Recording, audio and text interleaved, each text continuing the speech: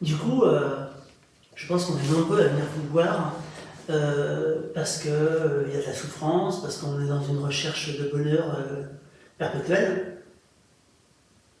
C'est pas possible.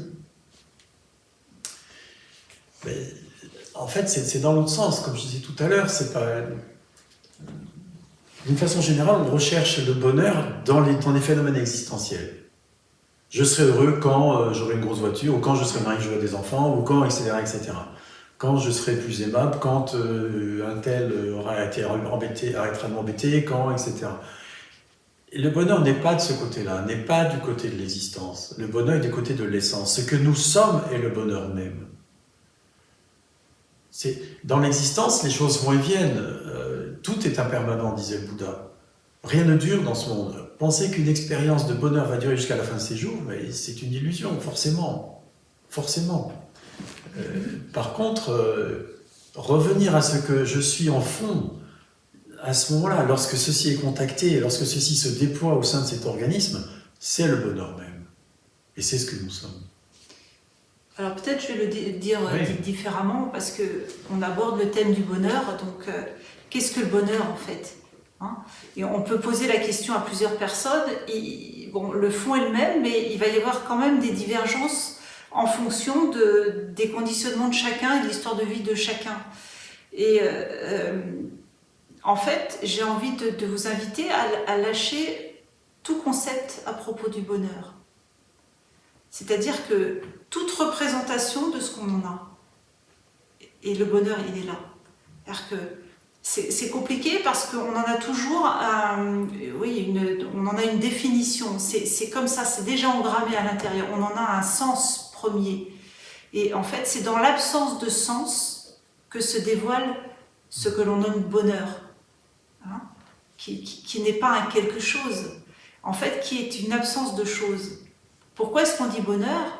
Parce que lorsqu'il n'y a plus d'attache envers les phénomènes, lorsque ça ne porte plus l'attention dessus et que ça ne veut plus rien du phénomène, alors c'est libre. Et est-ce que ce ne serait pas ça, le bonheur ? Ça ne veut plus rien. Ça n'attend plus rien. Ça n'a plus de désir dans un futur dans le but de justement atteindre le désir, le bonheur. Ouais. Ça ne refuse plus les choses de la vie. Il y a une absence de tension. Parce que si jamais je vis ça, alors je ne pourrais pas être heureux. Tout ça s'effondre. C'est ça qui s'effondre. Le bonheur se dévoile lorsqu'on arrête de mettre une étiquette sur ce qu'on nomme bonheur. On pourrait dire ça comme ça. Et sur ce qui se passe. Ouais. Si l'absence de désir ne veut pas dire ennui soudain parce qu'on ne fait plus rien. Ça n'a rien à voir. En fait, comment dire ? On peut trouver ça dur quand on l'entend comme ça. En fait, c'est une joie parce que c'est pas un quelqu'un qui va travailler ardument pour qu'il arrête d'avoir des désirs. C'est l'absence de désir et la voie. Donc, même si les sages peuvent parler parfois de renonciation, même s'il y a un côté où ça peut être entendu comme ça, il y a une joie parce que ça sait que c'est la voie. Et puis, qu'est-ce qu'on appelle désir déjà ? Ouais. Parce qu'il ne faut pas se tromper là-dessus. Dans les traditions, on appelle désir-aversion quelque chose qui a à voir avec le futur. Il faut que j'ai cela pour pouvoir être heureux. Il ne faut pas que cela arrive, sinon je serai malheureux. Ça a à voir avec le futur. Sous-entendu, je ne peux pas être heureux au cas où.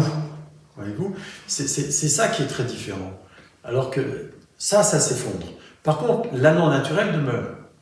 Le mouvement naturel de cet organisme, compte tenu de ses gènes, de ses préférences, etc., tout cela, ça demeure.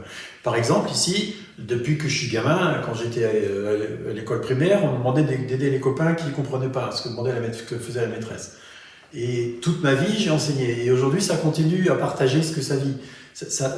Ça fait partie de cet organisme. Alors peut-être ça s'arrêtera demain, je ne sais pas. Il n'y a pas d'attache à ça non plus. Mais ça se fait de soi-même comme ça, naturellement, parce qu'on pourrait dire que cet organisme est formaté pour exprimer cela. Mais il n'y a pas un quelqu'un qui dit « je vais faire ça ». Tu vois, ça s'effondre. Je vais faire ça parce que comme ça, non, ça s'effondre. Mais la propension naturelle de cet organisme demeure. Et si cet organisme il est fait pour faire du pain, il fera du pain. Et s'il est fait pour partager tout ça, ben, il le partagera. Il ne peut pas faire autrement, on pourrait dire. Alors, bien sûr, ça nourrit intérieurement, parce que dès qu'on fait des choses qui correspondent à cet organisme, ça nourrit intérieurement. Et on pourrait dire, l'un des préceptes de la voie, c'est faites ce qui vous nourrit intérieurement.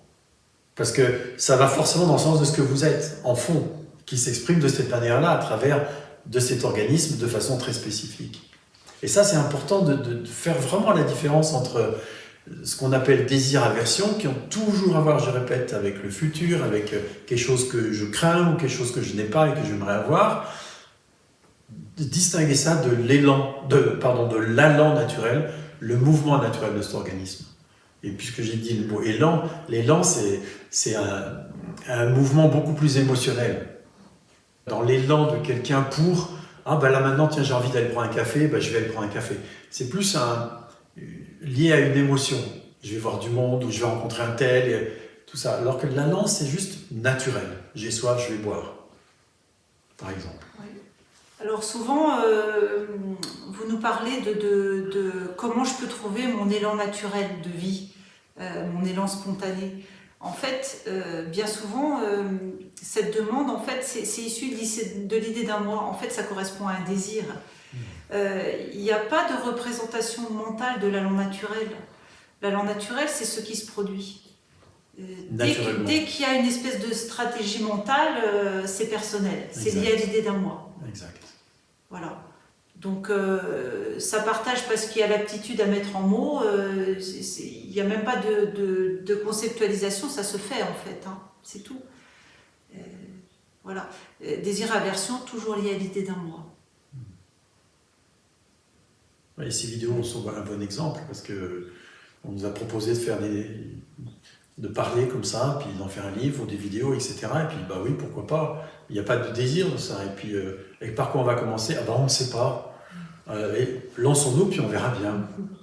C'est pas, il n'y a pas de désir, d'intention, de volonté de tout ça. Ça s'est effondré. Merci. Merci à vous. Merci.